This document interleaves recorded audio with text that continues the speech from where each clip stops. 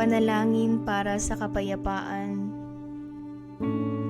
Manalangin tayo. Panginoon, lumalapit kami sa iyo na may bukas na puso.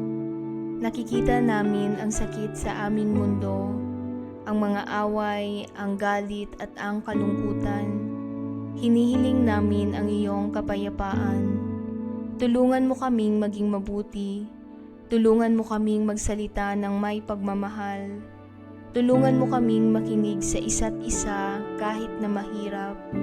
Hayaan mong makita namin ang kabutihan sa bawat taong makilala namin. Ipinapanalangin namin ang lahat ng mga taong nasasaktan, para sa mga natatakot, para sa mga nawala ng tahanan. Mangyaring yakapin mo sila at ingatan.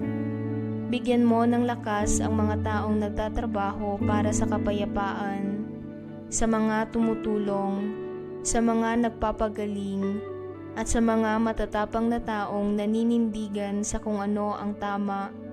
Gabayan mo sila at panatilihing malakas. Naway lumiwanag ang iyong ilaw sa pinakamadilim na sulok ng mundo. Naway kami, ang iyong mga anak, ay maging bahagi ng ilaw na iyon. Tulungan mo kaming ibahagi ang kapayapaan. Hayaan itong lumago mula sa aming mga puso at kumalat sa aming mga tahanan, sa aming mga bayan, at sa buong mundo. Amen.